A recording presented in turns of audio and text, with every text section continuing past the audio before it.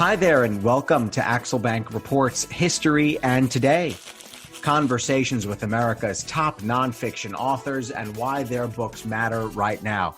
I'm Evan Axelbank, and today we're going to speak with Dr. Eric Rauchway, the author of Winter War, Hoover, Roosevelt, and the First Clash over the New Deal. This is his sixth book.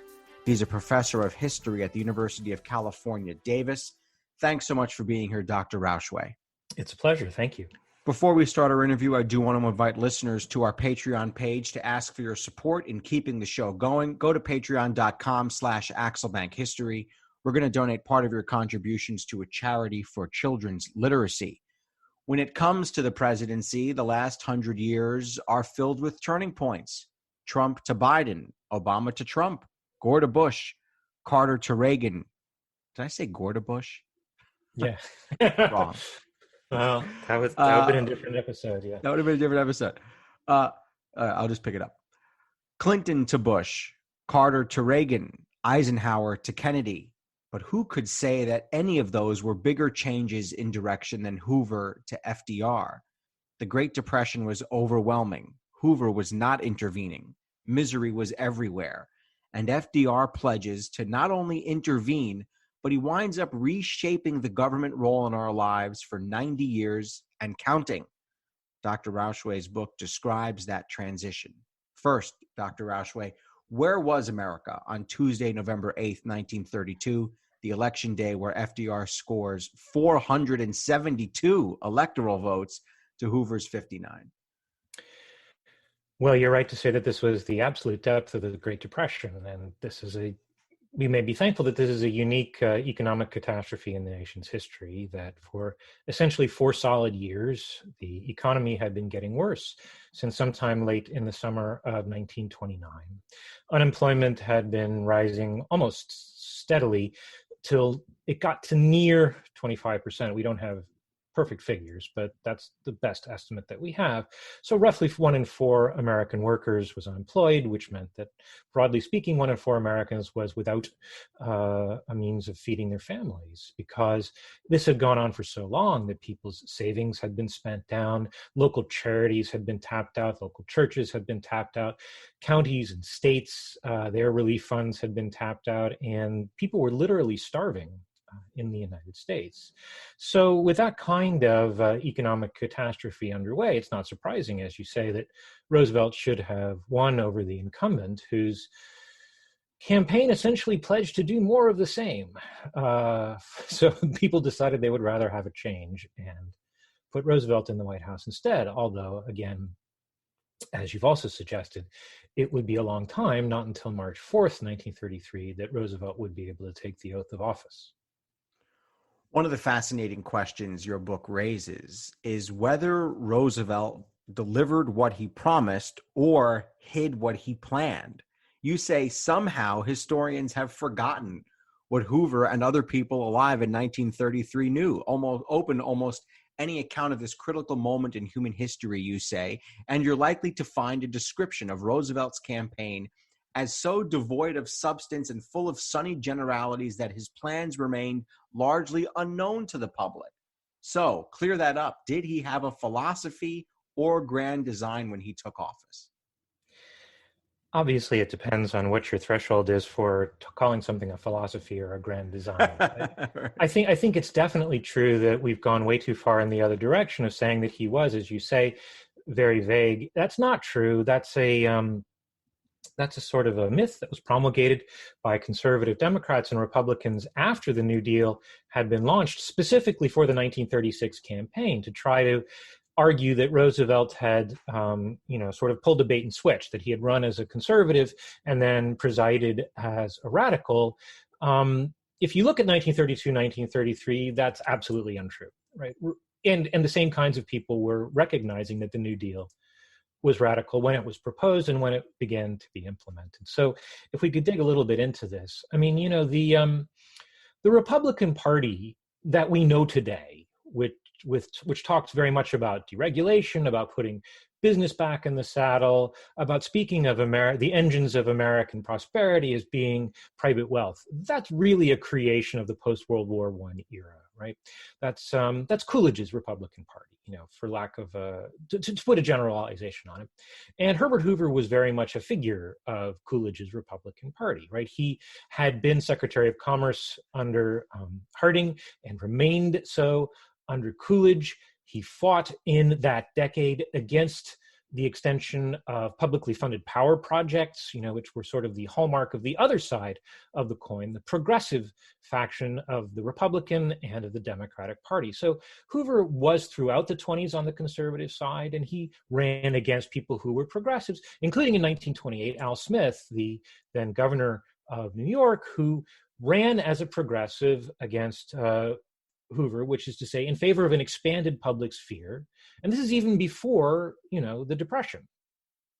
So when the Depression came, Hoover's traditional Republican philosophy that the market, that business managers, that the owners of private capital are best equipped to deal with the complexity of the American economy was challenged. And Hoover stuck up for that philosophy for, again, 4 long years of plummeting commodity prices and rising unemployment, insisting that prosperity was always just around the corner.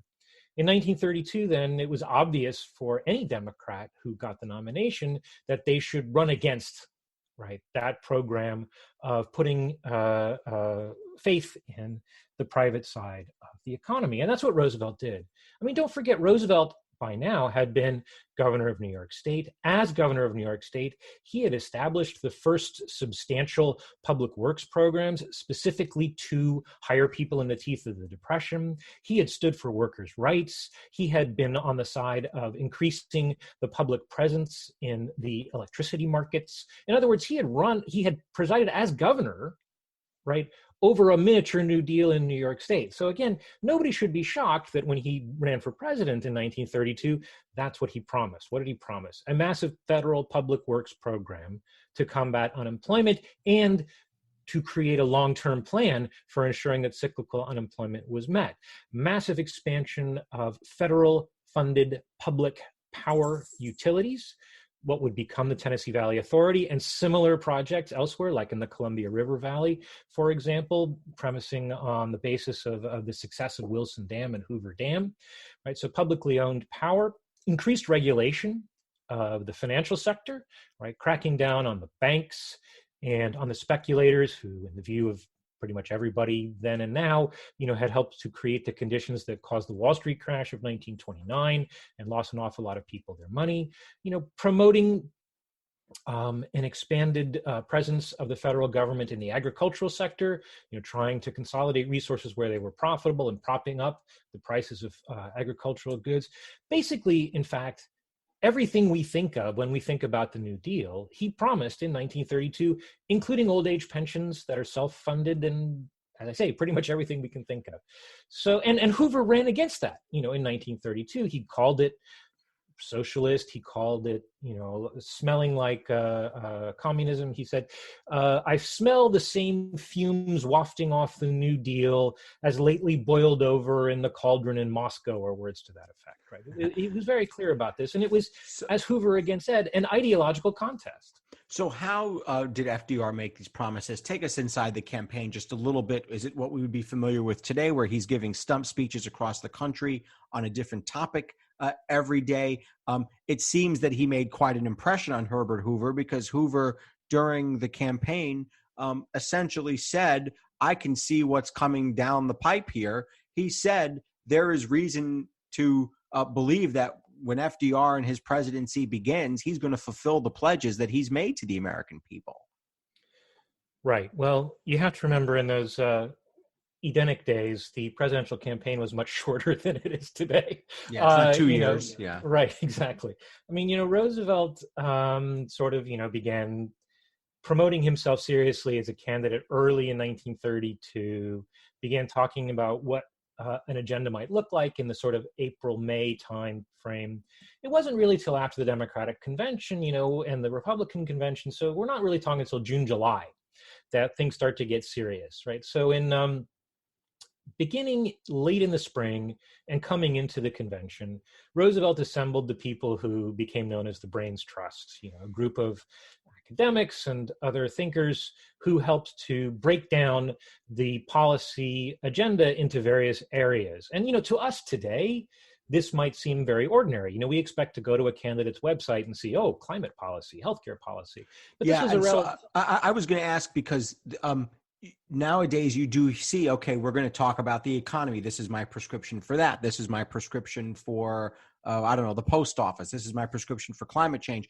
Did FDR campaign on as these things as being critical to have all together, or was he willing to accept a piecemeal? I know this is a kind of a 1B question here based on what the first one was, but did he see that these all had to be done together for them to work, or was he willing to separate them out and take what he could get? Well, philosophically speaking, he demanded that they happen together, right? I mean, it was a keystone of the campaign that the American economy, the sectors of the American economy were interdependent. And that proved to be a useful idea later when he began to say that the United States economy was interdependent with that of the rest of the world, right? So, his premise was we couldn't revive the industrial sector unless we also revive the agricultural sector, right? We couldn't revive the South unless we also revive the Northeast at the same time, that we need to push forward on all fronts. Now, as I say, that's philosophically speaking, that's the idea. Practically speaking, of course, Roosevelt had to work with Congress, and Congress had its own priorities. And not only that, of course, in the event, the administration was overtaken by events. Remember, they had to prioritize resuscitating the banking system, which wasn't going to be their first priority until the banking system began to fall apart, in the months really from about October 1932 until March 1933. So, philosophically, they wanted to press forward on all fronts at the same time, but practically they worked with what they had. Roosevelt was conscious of that, sort of tension, if you like. He liked to describe himself as a football quarterback, right? He would say, well, I know what I'm going to do on the next play, but what I'm going to do on the play after that really depends on how this one goes, So, he knew where he wanted to go. He knew what the rules were for how you could get there, but he also was driven by events. As Hoover becomes a lame duck, he loses this crushing electoral college defeat. He does not do what other presidents have done, like, for instance, George W. Bush, who did his best to give Barack Obama a clean slate and was on the record in several ways as saying, I want my successor to come in with the best possible situation. Hoover does not come to grip with the fact that America has chosen a new direction. This was, as you say, a winter war. So as Hoover becomes a lame duck, explain how he girds himself for this next battle, which is now going to go from early November to early March, even longer than our transitions of today. Yeah, this is the last time there is this long transition. It's worth pointing out. But, Congress had already ratified the 20th Amendment that would shorten the transition earlier in 1932, and it was finally adopted by the states during this lame duck period. So that this is the last time that happens. And if FDR had been a one-term president, he would have served a uniquely shortened term, for what that's worth, from March 4th, 1933 to January 20th, 1937. Yeah, Hoover, as incumbent presidents sometimes do, had persuaded himself that he was going to win this election. He believed really that no thinking person could vote against him, that he had such a good record in his entire career, and that he had hewed to what responsible people viewed was the correct policy during the Depression, and that therefore he would have to win, that recovery was visible and people just needed to trust him. And it wasn't until late in the day on election day that he really sort of came to grips with the idea that he was going to lose, and not only lose, but lose big, as you say, winning only half a dozen states. And he really believed that the American people had suffered a fit of irrationality, and that they would come very swiftly to regret what they had done, And not only that, that the New Deal would so spectacularly fail that they would clamor for his return to the White House. So he regarded the period immediately after the election as the period when he would have to set himself up as somebody who was willing to return and somebody who was the future leader of the Republican Party. Not only that, he believed so firmly that the New Deal must be a catastrophe that he really tried to prevent Roosevelt and the Democrats from being able to enact it, both in the immediate term, because of course Congress was in session during Hoover's lame duck months. Congress tried to pass New Deal style legislation. Hoover, campaigned against it and let it be known he would veto it if it did pass. So he prevented, for example, a farm relief bill from passing the Congress in 1932-33. He stood against that kind of legislation. And not only that, he tried to pressure Roosevelt in ways both private and public to abandon the promises he had made for a New Deal.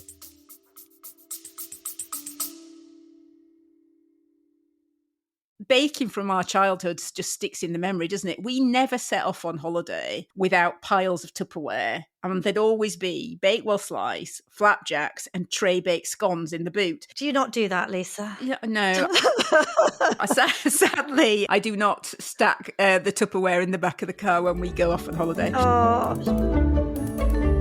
Welcome to Small Ways to Live Well, a new podcast from the Simple Things magazine. Season 2 is a pick-me-up tonic that helps us make the shift from winter to spring. A 6-week suggestion box full of things to note, notice and enjoy about the season. Search for Small Ways to Live Well on your podcast app.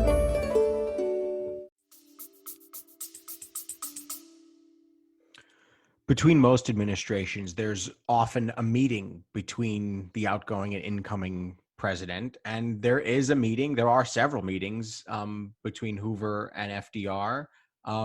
Hoover insists that FDR bring people with him, that he won't meet with FDR alone in the White House. Why did he insist that? Hoover was very suspicious of Roosevelt personally. He believed that Roosevelt was not going to be honest about what was said at such a meeting. In fact, Hoover insisted that when he spoke to Roosevelt over the phone, that there had to be a stenographer, secretly recording what they'd said so that Roosevelt couldn't make promises and then go back on them. He really, aside from being suspicious, this suggests that Hoover really expected to be able to get Roosevelt to make promises, which is interesting in itself, right? I think that, that kind of tells you what Hoover's agenda was, right? And he really expected to be able to box Roosevelt in, partly again because he thought he was just factually correct. Hoover did, and so his goal was to box him in on on promising to not go too far, let's just say to the left, and follow what Hoover wanted him to do. Yeah, well, if you want to break it down, there's kind of two phases, right? The first phase, from roughly in the last couple of months of 1932. Hoover is trying to demonstrate to Roosevelt that the New Deal is a terrible idea, that Hoover is really the expert, his administration has been pursuing the only sound policy, and that really what Roosevelt should do is let Hoover appoint commissions to resolve various financial and economic matters that would then serve during Roosevelt's term and continue to set or at least guide policy. Then the second phase, in the early part of 33, is when the banking panic is really underway, right? There have been banking panics throughout Hoover's term. This is merely the biggest and latest, right? But and it begins shortly before the election. You have to remember now, this is before there's any federal deposit insurance. So if your bank shuts its doors, you're without recourse, right? You have lost access to your money. In a situation like that, if people start to get panicky, they're likely to go to the bank and take their money out. And then, of course, it becomes a self-fulfilling prophecy because now the bank doesn't have any money, right? So there are these waves of banking panics as the economy is shaky during the Depression. And in 1933, they get really big and bad, so much so that people will take their money out of their bank, and then they will take that paper money to the nearest Federal Reserve branch. And this was a period when the United States was on the gold standard. And they would exchange the paper money for gold, and they would take that home. And so not only did the banks begin to run out of money, the Federal Reserve began to run out of gold. So there's a banking panic, and if you like, there's a currency panic on top of it. So things are really quite catastrophic. And at this point, oh, go ahead. Yeah, go ahead. Yeah, no, go ahead. Hoover's strategy shifts to saying, "You're at fault for this, Franklin Roosevelt. This banking panic is your fault. People are panicky because they fear the New Deal, and therefore the only way to stop the banking panic is for you to repudiate the New Deal." So that's sort of the second phase of Hoover trying to pressure Roosevelt. This is kind of a side question here, but was the goal of Hoover and FDR, or was the goal of Hoover hosting FDR at the White House, is that about showing the American people this continuity of government that people are longing for now? Trump didn't invite Biden, but that was the first time in decades, if not, maybe in over 150 years since that had happened. What was Hoover's goal, to show the American people that we were one government and that differences aside, we will persist? Or was there another agenda in mind that Hoover had in mind when he was inviting FDR to the White House?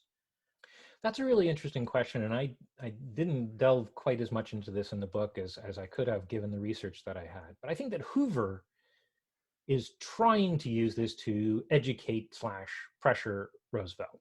Okay. I think that newspapers, though, took it the way you're describing it. In fact, there are a number of newspapers I came across which mocked up, sort of fake pictures of Hoover and Roosevelt together. There were no actual photographs. There were no pictures, right? Yeah. Right. Well, Hoover, in fact, refused to be photographed with Roosevelt. He thought that was...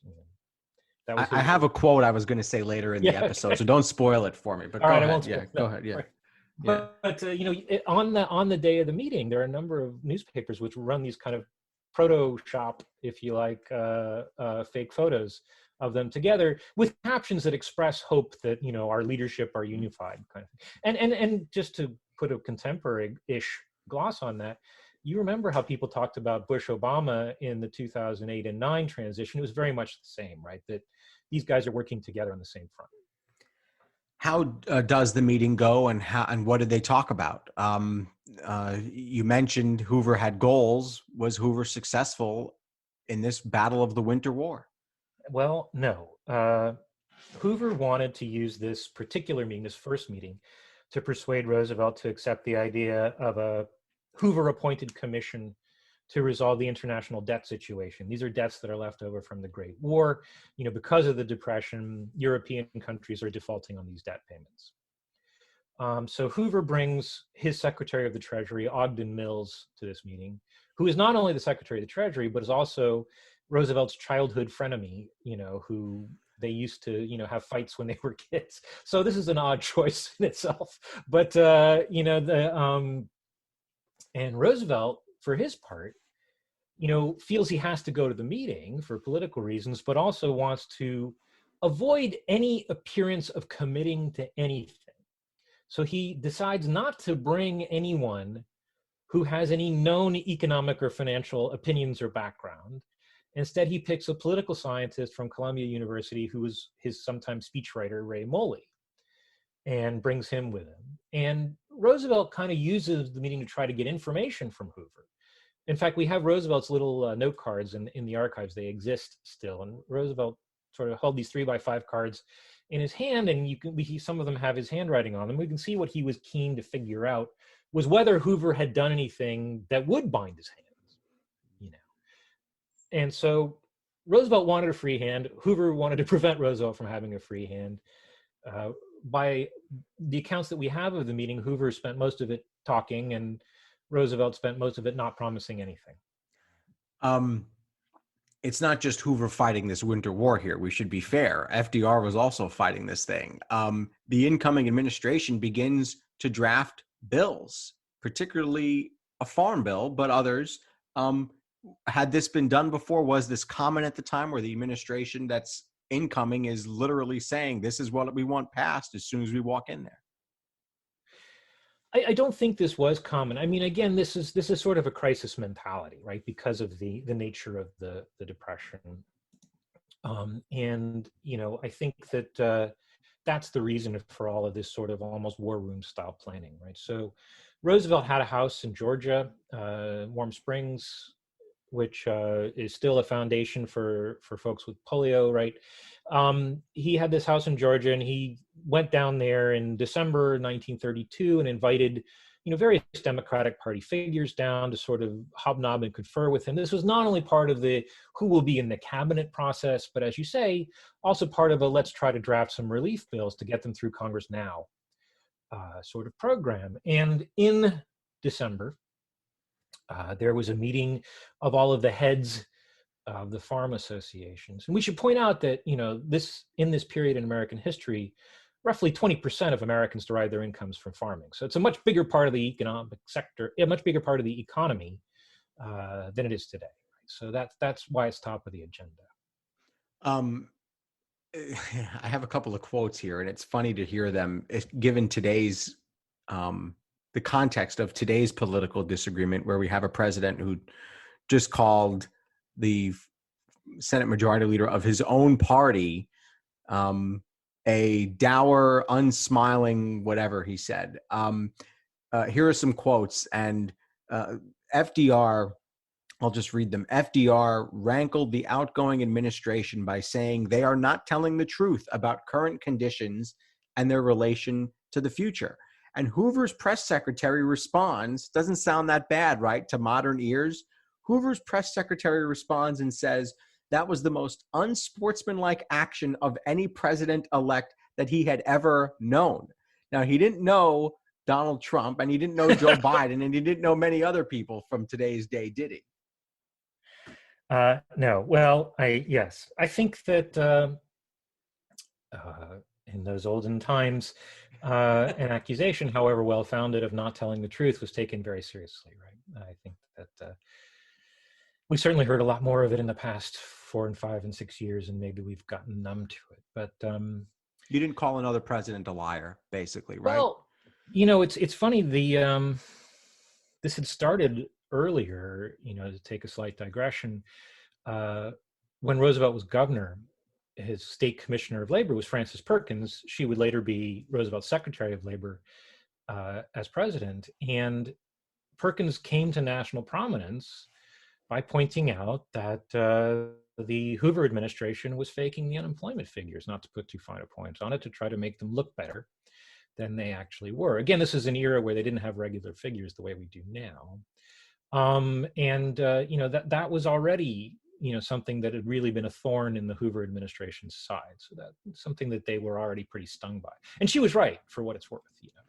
One thing we need to approach here and talk about is FDR and the calls that did exist then, more than exist, for social equality for African Americans. You say that he chose a path, FDR did, of political expediency. Yeah. But you also say Herbert Hoover did his best to show blacks that the GOP viewed them with indifference at best. So where was the political home of Black Americans during the beginning of the New Deal? Well, the important thing I think here to remember is that the first term that Roosevelt has in office is the time when Black Americans become Democratic voters, right? That's when that shift happens. So the question is, as you say, what is the state of play at the start, and what is it that changes Black Americans' minds? So habitually, down to this point, Black people, when they could vote, voted for Republicans, generally speaking, not exclusively, obviously. And that's because Republicans were the party of Lincoln and the party of emancipation and Reconstruction. Coming into the 1920s, that began to change, right? Republicans saw no real, to be honest, it changed in the 1890s, but let's come into this closer period. Republicans began to try to woo white Southerners to try to get that vote. They figured that was worth more to them in the Electoral College. Democrats, of course, then were habitually the party of the segregationist South coming into the 1920s. And that was only shifting because African Americans were shifting, which is to say, beginning certainly in the 1890s and accelerating with World War I, Black people began moving into northern and western cities, taking jobs in factories. And, these are still racist places, right? But Black people can vote in these places.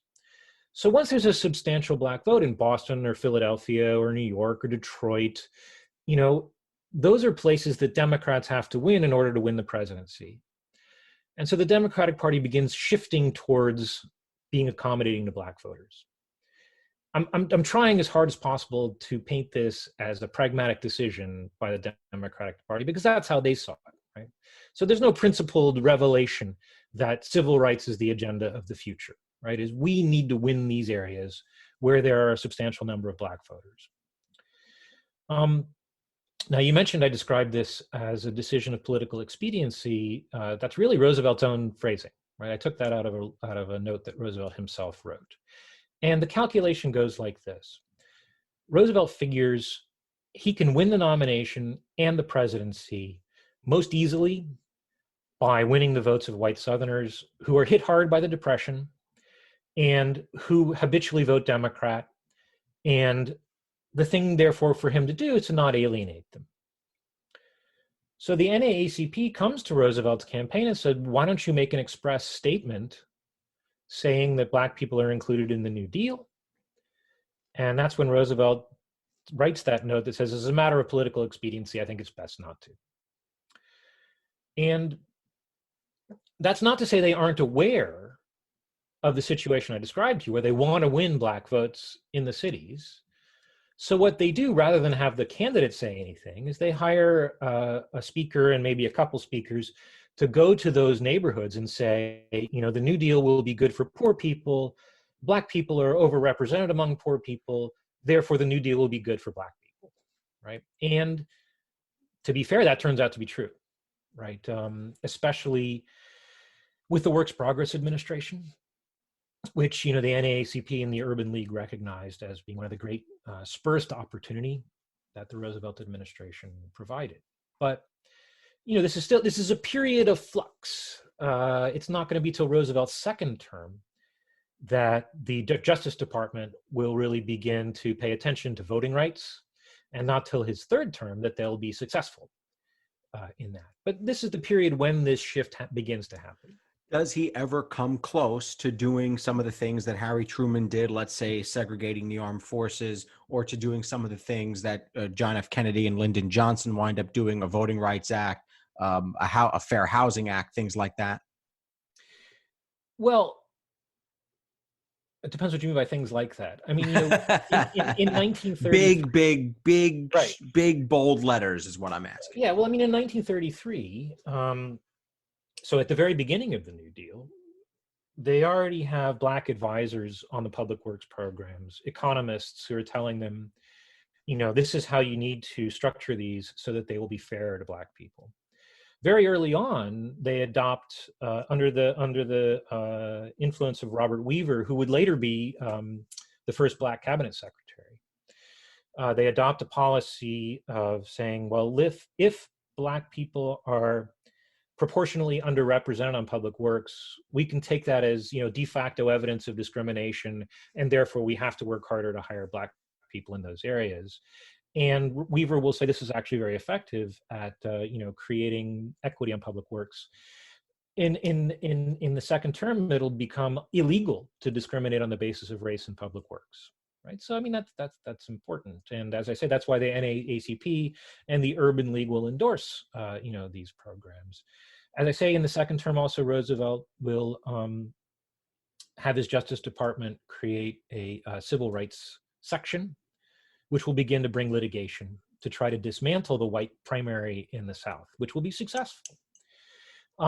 It's not until the war that you might see anything like what you're describing. And it's then because the civil rights leader and union leader A. Philip Randolph will come to the White House, under Eleanor's sponsorship, and say to Roosevelt, if you don't do something to desegregate war work or to create racial equity in war work, we'll have a massive protest and a march on Washington. And in response to that, Roosevelt will issue, a Fair Employment Practices Order, and so to create racial equity in war work. These are all steps. It will be in 1941 that there will be the first case that sort of disestablishes the white primary. That really won't have the final blow till 1944. That will pave the way for what you mentioned, Truman's sort of baby step towards civil rights in 1948. And then, Truman will get essentially a brushback pitch from his own party because Strom Thurmond will lead a segregationist splitter faction that almost cost Truman re-election. So the Democratic Party, beginning with Roosevelt, is moving in a direction where the National Party is in favor of civil rights while the Southern Party remains opposed to it. So there's this conflict within the party, and it's something that the national leaders, the ones you name, Roosevelt, Truman, Kennedy, Johnson, end up trying to manage. And they have to do deplorable things occasionally. In Roosevelt's case, sort of refusing to respond to requests for anti-lynching legislation, and it's sort of that sort of thing. But it's a process where they're compromising as well as moving forward. On February 15th, things almost change significantly. And this is still a dream of mine that you come down to Miami to do a story with us on my day job as a news reporter about this incident that happened in Florida and could have been a much bigger, even bigger piece of Florida history than it already is. So hopefully one day you'll be down here. But FDR is in Miami with the mayor when someone tries to shoot him. First, describe the assassination attempt. Where were they? Why were they there? And then how narrowly FDR escapes and what impact a successful assassination would have had on the world. I don't think you can overstate the impact this would have had on the world. But go ahead. February 15th, what happened? Right. So February 15th, Roosevelt had been taking some time away from the press by going on a cruise with his friend Vincent Astor and some of their fellow rich people on Vincent Astor's yacht, right? And, he was doing this so that he could have some space and time to come up with cabinet choices without being pestered. And so he returned to the mainland in Miami on February 15th, and he was going to make a brief appearance in Bayfront Park. And so there were benches set up that were sort of makeshift with planks placed across folding chairs, so lots of people could sit and see the president-elect. Remember, he's still the president-elect until March 4th, as he makes this brief appearance. Now, one thing we haven't talked about yet that is worth mentioning, right? Remember, Roosevelt was disabled, physically disabled. He didn't have the regular use of his legs. So public appearances for him were very tricky and often an endurance test, if nothing else. And so he tried to avoid appearing weak, right, in public, or, knowing how people would take it if he had difficulty standing, right? And, obviously he was cognizant of the prejudices of his time, right? So he would like to drive up in a car with the top down, a convertible with the top down, and then not get out of the car, right? Because that would be the difficult part for him. So he would hike himself up on the back seat. Helped to be in warm weather, as we often enjoy in Florida, as you know. And he would sort of wave to the crowd, and the press could come up to the car and stick their microphones at him and get his attention and aim the cameras at him. And then he could just sort of slide back down on the seat and take off again. So that was the plan for this particular appearance. And he did that. He very briefly said, how glad he was to be welcomed in Miami and see the people of Miami, and words to that effect. And now he had to go catch his train to go north again to New York, where he was going to do more wheeling and dealing, right, in the last weeks before the inauguration. And just as he was sliding back down, right, somebody in the crowd hiked himself up on one of these sagging, wobbly plank benches, right, and fired a pistol a couple of times in the direction of the president-elect, striking a number of people, including the mayor of Chicago, Anton Chermak, ultimately fatally. Roosevelt's folks, bundled Chermak into the car with Roosevelt, which then, of course, took off to make sure that the president would be safe. And in fact, they grabbed the assailant and they sort of crammed him also onto the back of the car, and they drove off together. Do we know how close FDR was to being hit by this bullet? Probably 3 or 4 or 5 feet, not too far, That's not far enough. I'll tell you that. Let's say it was within social distancing guidelines. Inside of social distancing guidelines. Right. Yeah. Oh, go ahead. Yeah. Yeah. There remain to this day conspiracy theorists who say that really the assassin only meant to hit the mayor of Chicago and it was a mob thing. But in any case, it was awfully close to killing Roosevelt. And as far as we can tell, the would-be assassin or the assassin of Anton Chermak was mentally unstable and kind of unwell, and that was the only real reason for his attack. But as you rightly suggested a few minutes ago, this would have been really quite catastrophic, I think, had he struck Roosevelt in firing. So the 20th Amendment, as we previously discussed, had been ratified during this period. The part of it that governed what would happen in a situation like this was in effect. So the 20th Amendment establishes for the first time that should the president-elect die, the vice president-elect will become president. Roosevelt's vice president-elect was John Garner of Texas, somebody who therefore was from a segregationist state. Not only that, was from the more conservative wing of the Democratic Party. He was somebody who Roosevelt had put on the ticket, specifically so that Roosevelt could win the votes of Texas and get the nomination in the first place. It was not somebody who was ideologically really consistent with much of the New Deal. He was somebody who was the favored candidate of William Randolph Hearst, who was a strong isolationist. Hearst, if not the first person, then certainly the most prominent person to use the slogan "America First," had it on his newspaper mastheads, from the time of the First World War. Was very much opposed to Roosevelt's anti-Nazi policies. And so had a Hearst-backed Southern segregationist become president in 1933, you would have had a very different flavor of New Deal coming out. That's not to say there wouldn't have been any relief legislation. There would have been some, but it wouldn't have gained the momentum that it did. And certainly there wouldn't have been the anti-Nazi elements of a Garner administration that there were of a Roosevelt administration. So as you say, it would have been quite consequential.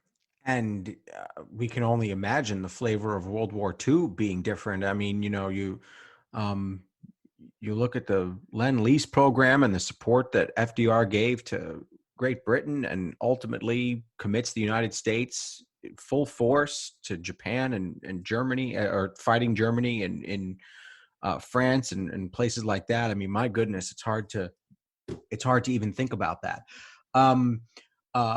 Just quickly, before we get to the ride to the Capitol, what was it like behind the scenes in the weeks before the Hoover administration gives power over to FDR? They do meet again, the two of them, but Hoover doesn't want to take this picture with him. Just give us the kind of sum up the end of this winter war before they have to get into the same car and ride to the Capitol together.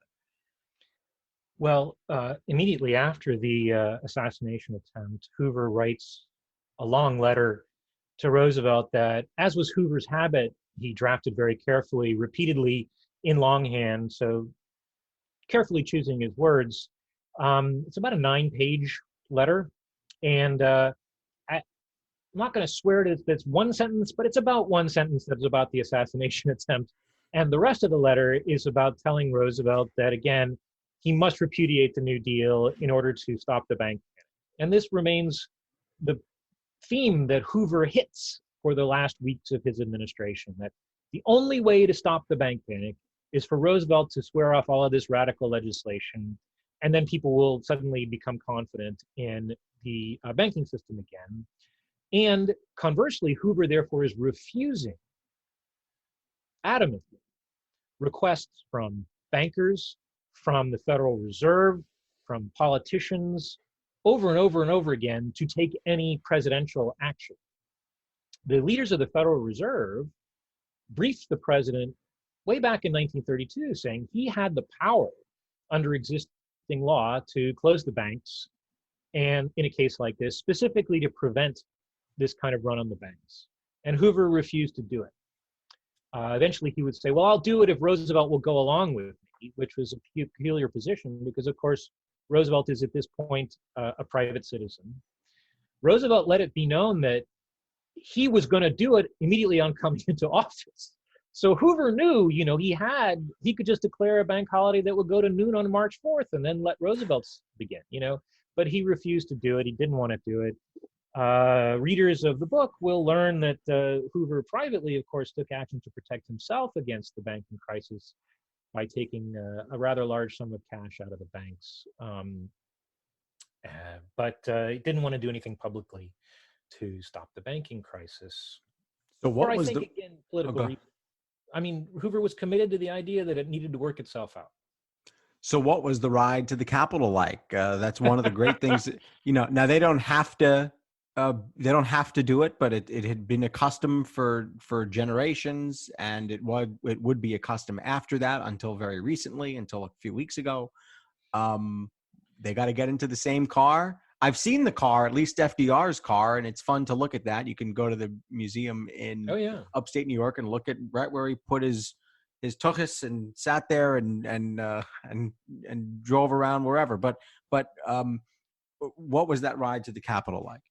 Well, we should put in a plug for both the Hoover Presidential Library in West Branch, Iowa, and the FDR Presidential Library in Hyde Park, New York, which have wonderful images of both these things. And as you say, Roosevelt's cars, including especially modified cars that he could drive with just his hands, right?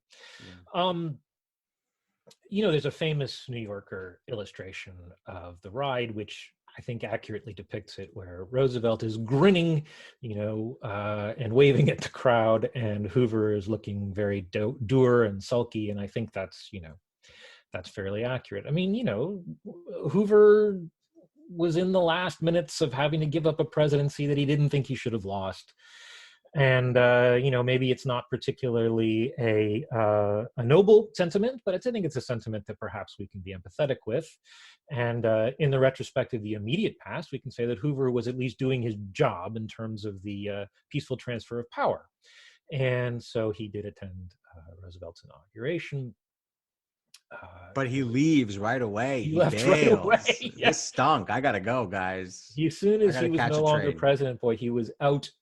We do have the testimony of at least one of the train staff who say that Hoover sort of wept as he rode away from Washington, which is fair enough. He was very personally affected by the episode. Of course, Roosevelt gave the inaugural address, which turns up in pretty much all history textbooks now, where he addresses specifically the banking crisis to say that this is a panic created by fear itself, right? That's what we have to fear. And I think it bears mentioning that Roosevelt didn't mean the only thing we had to fear is fear itself in any sort of broad sense. He understood that there were, for example, Nazis to be afraid of. But I mean, this was specifically with respect to the banking crisis, right? And of course, that was March 4th fell on a Saturday. So Sunday was not officially a day of business. Roosevelt spent the day with former Hoover administration officials and Federal Reserve officials, drafting the bank holiday declaration, which was then immediately issued. It had the effect of closing the banks. They were closed for a few days before they began reopening on a rolling basis as soon as they could ascertain that they were safe. It also had the effect of taking the United States off the gold standard, which of course the United States never went back on the gold standard. Right? People did apparently, this is the thing, it's worth pointing out, Hoover spent the whole remainder, the early months of 1933 saying this panic was occurring because people were terrified of Roosevelt's, rash New Deal actions. It's worth pointing out that as soon as Roosevelt took those rash New Deal actions, people apparently were confident in the banking system again and brought their money back. So. What becomes of Herbert Hoover? I think this is an interesting story. There's a recent great book that describes he basically becomes an advocate for himself, an advocate for his own policies. He becomes a leader of conservative thought. He lives a long time. He lives another 30 years. He lives longer than FDR does, that's for sure. And he does whatever he can to argue that he was right all along. I think he lived in the Waldorf, if I'm not mistaken, in Manhattan. Not a bad place, not bad digs. So what became of Herbert Hoover, and what would he say about today's brand of conservatism? Well, Yeah, I mean, you raise a very interesting point. We kind of know what happened with the New Deal and the war, so we can set that aside. And of course, we know that Roosevelt died in office in 1945, having been elected 4 times to the presidency, right? And for, I don't know, let's say 30 to 40 years, the New Deal was kind of the prevailing framework for American politics, right? Hoover left Washington intending to reside at his then home in on the Stanford campus in Palo Alto, California, where he also had an office at what is now the Hoover Institution on the Stanford campus. He was there for a very short time before he decided that was too nowheresville for Herbert Hoover, and he eventually moved to New York, effectively, as you say, because he wanted to be a leader of the Republican Party in the future. And initially, he believed he would be the nominee in 1936. When that became clear that wasn't going to happen, he didn't give up, though. I mean, to be fair again to Herbert Hoover, he wanted to shape the Republican Party in his own image, even if he wasn't going to be its leader. He spent a lot of time talking to college Republican organizations. He spent a lot of time putting pressure on Republican Party leaders. And beginning almost immediately with Roosevelt's first term in office, he began giving speeches and then writing little books to describe what the Republican Party should be going forward, most notably in 1934, where he sort of enunciated the principles that he called the Ark of the Covenant for the Republican Party. And what he meant by that was commitment to opposition to the New Deal, right? Essentially, that was Herbert Hoover's idea of how the Republican Party should be going forward.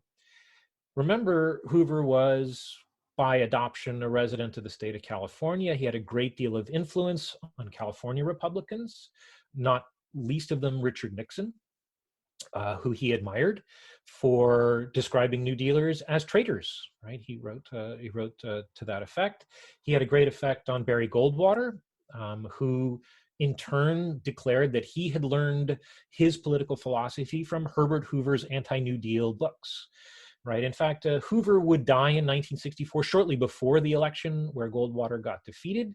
But he had by then had a profound influence on the direction of the Republican Party. And I mentioned this in the book that, when he was asked how he had sort of shaped the argument so effectively, against so many political foes, he said, well, I outlived the bastards. And as you correctly point out, that's one of the ways to do it.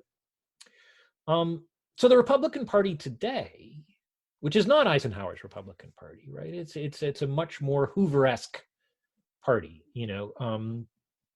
devoted to opposition to the New Deal, in the teeth of pretty much everything. And, I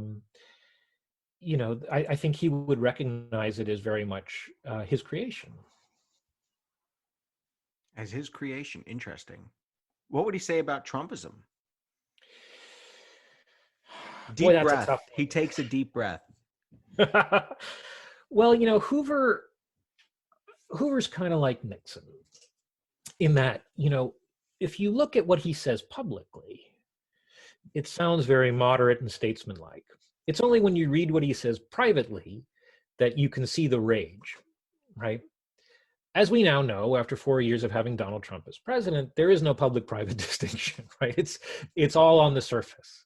So I just think from a practical standpoint, Hoover would have felt that Donald Trump was not a very effective politician, right?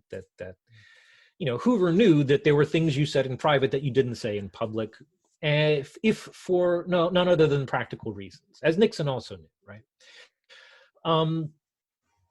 But I think in terms of the general politics, like many prominent Republicans today, he would have felt that the Trump years were successful in achieving the kinds of ends he wanted to see achieved in American politics. Let's talk other winter wars. What other winter wars have there been? And I'm just going to throw out a couple. To be honest, I only can really think of Trump to Biden as being something similar. But Carter to Ronald Reagan. I mean, Carter worked very hard to make sure that the hostages were released before or right as Ronald Reagan took office. Clinton and Gore to George Bush, Obama to Trump, Trump to Biden. are there any that stick out that echo the winter war between Hoover and FDR? There's nothing quite like it. I think that, I mean, if you want to go backwards, there's a very we can go, please. transition. Yeah, please. In 1860-61, when secession takes place, that's a big one. But that would be a winter war. And it's worth pointing out, this is one of those features that's unique to the United States Constitution, like the Electoral College or the Senate, that absolutely no other country looks at this and says, "Oh, that's a good idea," right? And this is obviously a terrible idea to have this long period of transition, especially when it is a handoff of power between two opposed parties. It's a disaster, and we shouldn't do it. I don't know what else to tell you about that. Well, so yeah, I was going to ask. I mean, because at one point, but you know what? Let's go. Let's go back to that. The one. Yeah, go ahead. Yeah, go ahead. The one case where there's a really sort of interesting, awkward period, although the shoe is sort of on the other foot, is 68, 69, right?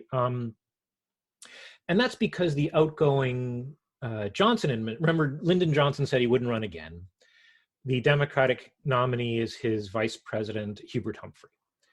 And by this point, 68, the Democratic Party has realized that the Vietnam War is a losing policy, right? And so Johnson is going to try to negotiate a peace. That's the reason he says he's not going to run again.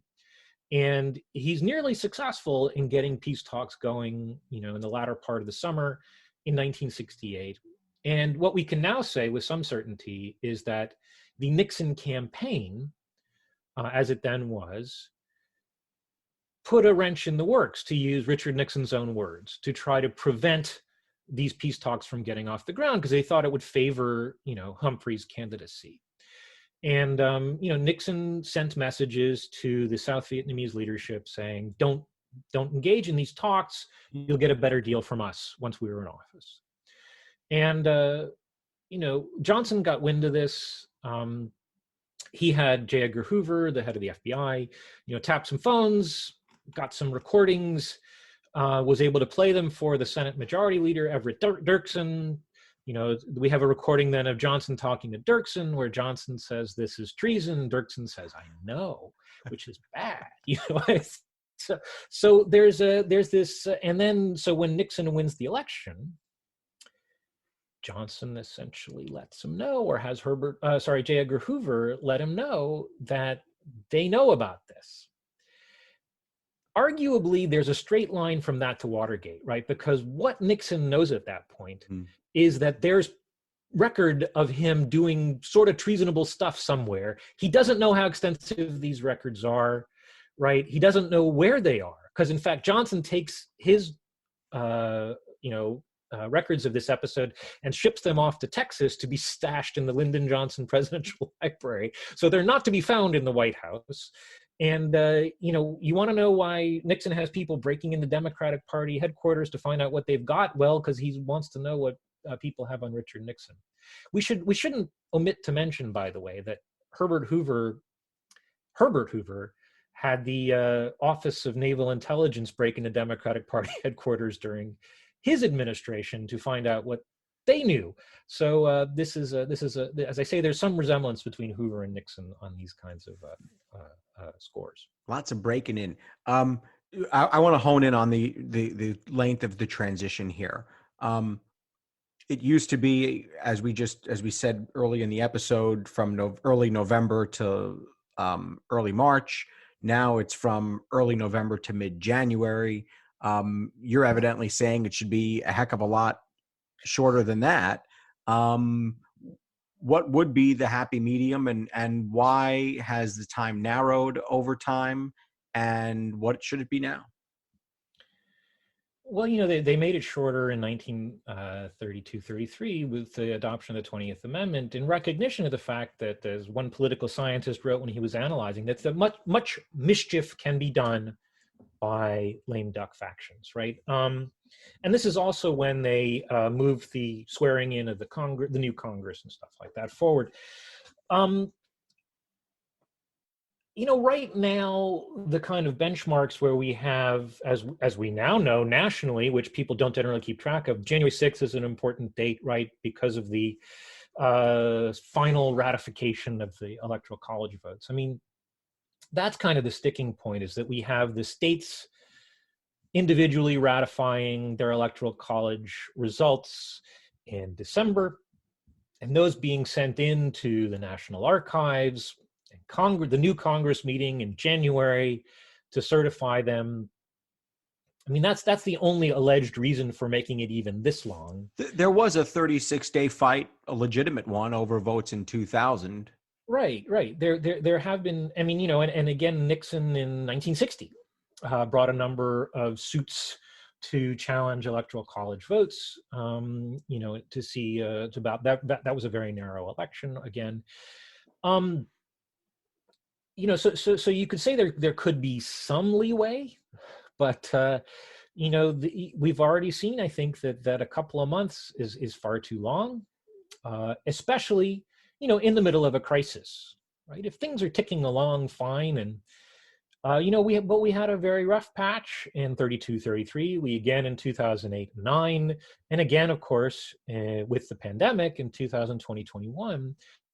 And again, it's worth pointing out, the decision voters made in 32 was for a New Deal, was for a different policy to approach the Great Depression. They didn't get what they voted for until March of 32. 6 months, right? Yeah. Right, and during that time, more people lost their jobs, more people lost their savings, more people lost their homes, people died, right? Given that in retrospect, we can say the recovery began immediately with the institution of New Deal policies in March of 1933, that recovery was therefore available to begin some months earlier. And it would have been healthier for the country for it to happen. I think we could say the same thing in 2021, that a speedier transition to a more effective policy, vaccination and, pandemic control would have saved lives. So it's very costly to have this long period. Dr. Eric Rauchway, author of Winter War, Hoover, Roosevelt, and the First Clash Over the New Deal. Thanks so much for joining us. It's been my pleasure. Thank you. Certainly check out that book and his Twitter feed, which is @Rauchway. His website is ericrauchway.com. I do want to invite listeners to our Patreon page to ask for your support in keeping the show going. Go to patreon.com/AxelBankHistory. We're going to donate part of your contributions to a charity for children's literacy. And thank you for listening to Axelbank Reports History and Today, conversations with America's top nonfiction authors and why their books matter right now. Be sure to check us out on Facebook, Twitter, and Instagram @Axelbank History.